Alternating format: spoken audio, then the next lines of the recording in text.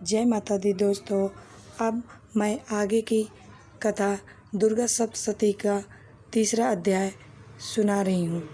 महर्षि वेद ने कहा, महिषासुर की सेना नष्ट होती देखकर उस सेना का सेनापति चीचुर क्रोध में भरकर देवी के साथ युद्ध करने के लिए आगे बढ़ा। वह देवी पर इस प्रकार बाणों की वर्षा करने लगा मानो सुमेर पर्वत पानी की धार बरसा रहा हो। बोलिए नव दुर्गा मैया की जय। इस प्रकार देवी ने अपने बाणों से उसके बाणों को काट डाला तथा उसके घोड़ों व सारथी को मार दिया। साथ ही उसके धनुष और उसकी अत्यंत ऊंची ध्वजा को भी काट कर नीचे गिरा दिया। उसका धनुष कट जाने के पश्चात उसके शरीर के अंगों को भी अपने बाणों से बीत दिया। बोलो नव दुर्गा मैया की जय। धनुष घोड़ों और सारथी के नष्ट हो जाने पर वह असुर ढाल और तलवार लेकर देवी की तरफ आया और उसने अपनी तीक्ष्ण धार वाली तलवार से देवी के सिंह के मस्तक पर प्रहार किया और बड़े वेग से देवी की बाईं भुजा पर वार किया।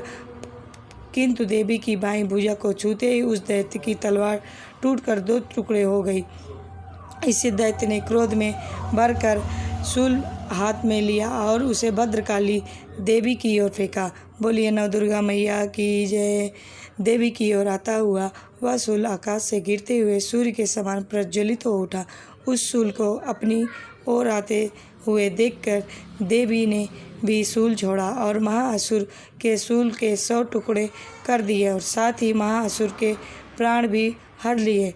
चीचुर के मरने पर देवताओं को दुख देने वाला चामर नामक दैत्य हाथी पर सवार होकर देवी से लड़ने के लिए आया और उसने आने के साथ ही शक्ति से प्रहार किया, किंतु देवी ने अपने हुंकार से ही उसे तोड़कर पृथ्वी पर डाल दिया। बोलिए नव दुर्गा मैया की जय। शक्ति को टूटा हुआ देखकर दैत्य ने क्रोध से लाल होकर शूल को चलाया, किंतु देवी ने उसको भी काट दिया। इतने में देवी का सिंह उछलकर हाथी के मस्तक पर सवार हो गया और दैत्य के साथ बहुत ही तीव्र युद्ध करने लगा। फिर वह दोनों लड़ते हुए हाथी पर से पृथ्वी पर आ गिरे और दोनों बड़े ही क्रोध से लड़ने। फिर सिंह बड़े जोर से आकाश की ओर उछलता और जब पृथ्वी की ओर आया तो अपने पंजे से चामर का सिर धड़ से अलग कर दिया। क्रोध से भरी हुई देवी ने शिला और वृक्ष आदि की चोटों से उग्र को भी मार दिया। कराल को दांतों, मुक्कों और थप्पड़ों से चूर कर डाला। बोलिए नव दुर्गा मैया की जय। क्रुद्ध हुई देवी ने गदा के प्रहार से उद्धत दैत्य को मार गिराया। बिंदपाल से वाष्पकल को बाणों से ताम्र तथा अंधक को मौत के घाट उतार दिया।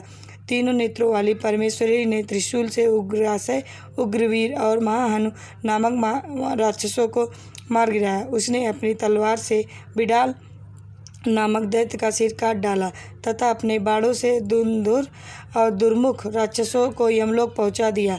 इस प्रकार जब महिषासुर ने देखा कि देवी ने मेरी सेना को नष्ट कर दिया है तो वह भैंसे का रूप धारण कर देवी के गढ़ों को दुख देने लगा। बोलिए नव दुर्गा मैया की जय।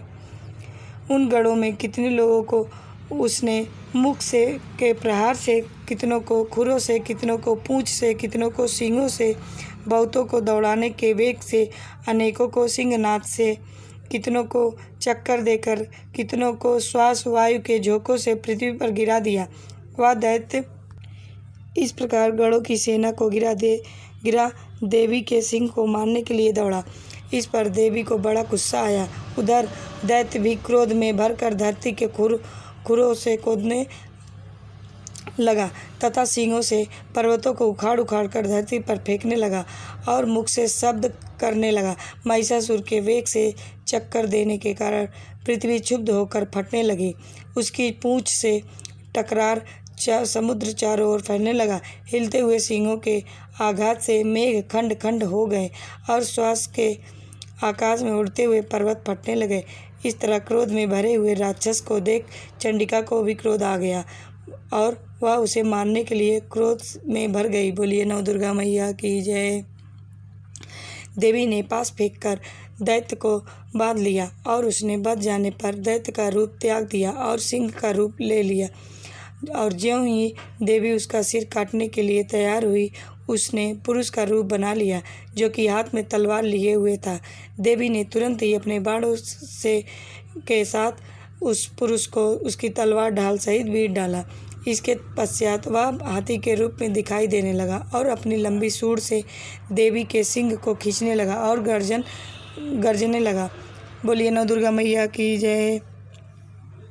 देवी ने अपनी तलवार से उसकी सूंड काट डाली। तब राक्षस ने एक बार फिर भैंसे का रूप धारण कर लिया और पहले की तरह चराचर जीवों सहित समस्त लोकी को व्याकुल करने लगा। इसके पश्चात क्रोध से भरी हुई देवी बारंबार उत्तम मधु का पान करने लगी और लाल लाल नेत्र करके हंसने लगी।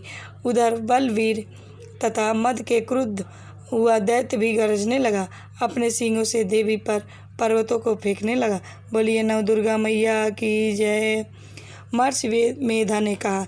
यों कहकर देवी उछलकर उस दैत्य पर जा चढ़ी और उसको बोलिए नव दुर्गा मैया की जय। अपने पैर से दबाकर शूल से उसके गले पर आघात किया। ये देवी के पैर से दबने पर भी दैत्य अपने दूसरे रूप से अपने मुख से बाहर होने लगा। अभी वह आधा ही बाहर निकला था कि देवी ने अपने प्रभाव से उसे रोक दिया। जब वह आधा निकला हुआ ही दैत्य युद्ध करने लगा तो देवी ने अपने तलवार से उसका सिर काट दिया। इसके पश्चात सारी राक्षस सेना हाहाकार करती हुई वहाँ से भाग खड़ी हुई और सब देवता अत्यंत प्रसन्न हुए तथा ऋषियों महर्षियों देवी की स्तुति करने लगे। गंधर्वराज गान करने तथा अप्सराएं नृत्य करने लगी। बोलिए नव दुर्गा मैया की जय। इस प्रकार तीसरा अध्याय समाप्त। दोस्तों और चौथा अध्याय सुनने के लिए जुड़े रहिए।